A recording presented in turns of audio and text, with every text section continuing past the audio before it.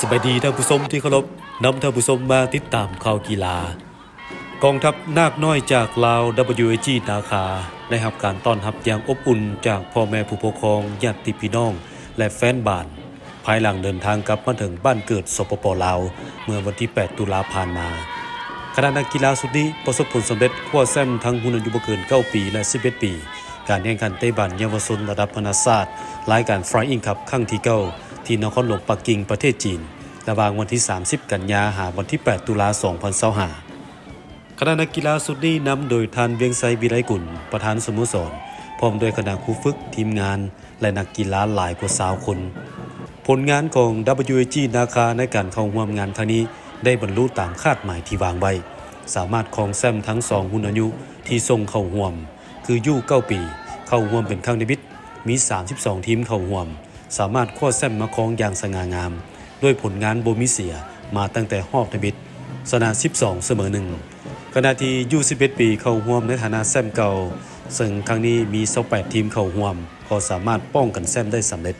ผลงานเด่นคือกับอายุ9 ปีบ่มีเสียมาตั้งแต่รอบทบิดชนะ11เสมอ1นอกจากนี้นักกีฬาภายในทีมยังได้รางวัลดีเด่นเซนยู9 ปีอินทกรพรหมราชได้รางวัลดาวยิงสูงสุดยิง11ประตู19แอสซิสต์พุทธวันโพธิสารได้รางวัลนักกีฬาดีเด่นหรือ MVP ยิง4ประตู22แอสซิสต์และแสงสถิตบุตรโคตได้รางวัลนักหับดีเด่นเสียเพียง7ประตูส่วน21 ปีอนุสักษ์วิไลกุลน้องบิลเกตได้รางวัลดาวยิงสูงสุดยิง25ประตู23แอสซิสต์โชคนำไซแสงอรุณได้รางวัลนักกีฬาดีเด่นหรือ MVP ยิง13ประตู25แอสซิสต์และเป้สัญราชได้รางวัลนักหับดีเด่นเสียเพียง3ประตูลูกหลานปู่พญานาคศรีสัตนาคนาคาไปแข่งขันอยู่ที่ประเทศจีนความรู้สึกนี่มันเปิ้มจันใจที่สุดเพราะว่ายังเขาเจ้าเตรียมใส่เฮา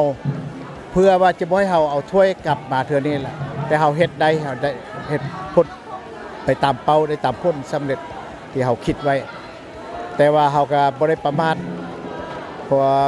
การที่แบบโค้ชเคยเว้าแหละป้องกันแชมป์มันบ่คือไปแข่งขันเอาแชมป์เนาะมันก็ยากพอสมควรแล้วก็มีแต่ทีมดีๆเข้าคัดใส่เฮาจัดใส่เฮาปีนี้บ่ว่าญี่ปุ่นเกาหลีเนาะแต่ละทีมนี่แม่นเข้าคือห้างโจนี่ก็เป็นทีมเต็งหนึงของเจ้าเนาะแล้วก็มีญี่ปุ่นมีเกาหลีใช่เฮาก็ผ่านหมดการเป็นแชมป์มันยากแล้วแต่การป้องกันแชมป์มันยากกว่าอันนี้ข้าพเจ้าต้องขอบใจน้องๆที่เฮาได้แชมป์บ่แม่นว่าทุกคนอาจจะเห็นอยู่เบื้องหน้าว่ามันง่ายแต่ที่จริงแล้วเฮาเตรียมทีมเกือบ2 เดือนซ้อมเช้าแรงเพื่อไปรายการนี้เพราะรายการนี้เป็นรายการสำคัญเฮาต้องไปปกป้องแชมป์เนาะฉะนั้นน้องๆก็เฮ็ดได้เนาะก็ต้องขอบใจน้องๆทุกคนที่เสียสละทุกสิ่งทุกอย่างเพื่อแห้งเนาะขอบใจผู้ปกครองทุกคนที่ทุ่มเทมาส่งลูกขอบใจทุกคนอาจจะเห็นความสำเร็จแค่เบื้องหน้าแต่ว่าเบื้องหลังคือพวกเขาทุกคนเนาะบ่ว่าจะเป็นทั้งโค้ชทั้งประธานสโมสรทั้งนักกีฬาทุกคนเฮ็ดเวียกหนักในตลอดระยะหลายเดือนหรือว่า 2-3 เดือนที่ผ่านมาเนาะเขาเก็บตัวอยู่นำกันซ้อมเช้าแรงถือว่าเฮ็ดเวียกอย่างหนักก็คือทุกคนฮู้เลยเด็กน้อย9 ปีเนาะไปแข่งขันต่างประเทศมันบ่แม่นเรื่องง่ายทั้งดูแลบ่แม่นแค่ในสนามนอกสนามก็วุ่นคือกันเนาะซ้ำจับปูใส่กระด้งเนาะสิเป็นแบบเจ็บแข้วว่าเป็นอีหยังก็มีปัญหาหลายเนาะหรือว่าให้คิดฮอดบ้านหยังก็มีนะแต่ฉะนั้นเฮาก็ต้องพยายามปลุกระดมจิตใจของนักกีฬาเนาะถือว่านักกีฬาเฮ็ดได้เนาะเฮาเป็นสิ่งที่ภูมิใจที่สุดเนาะสบายดีหลานซื้อเบลเกตซื้อแท้ซื้ออนุสักวิไลกุลมาจากสโมสร WAG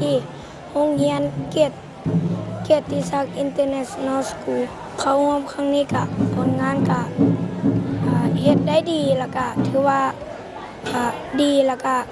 ช่วยกันได้หลายมันยิงเกือบทุกนัดเลยบ่ลง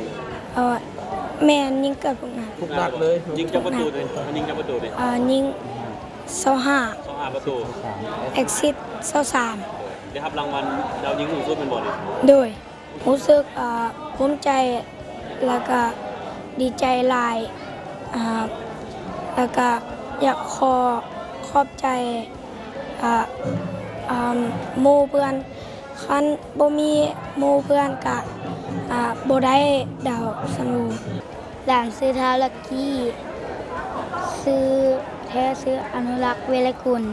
มาจากนานาชาติเกียรติศักดิ์ ครั้งแรกที่ได้ไปต่างประเทศแล้วก็ได้แชมป์มาฝากประเทศลาว รู้สึกในใดเขาได้แชมป์อยู่ต่างประเทศนี่ รู้สึกดีใจหลายที่ได้แชมป์อยู่ต่างประเทศลาวไปครั้งแรก ครั้งแรกได้แชมป์มาเลยเนาะ เลย รู้สึกดีใจ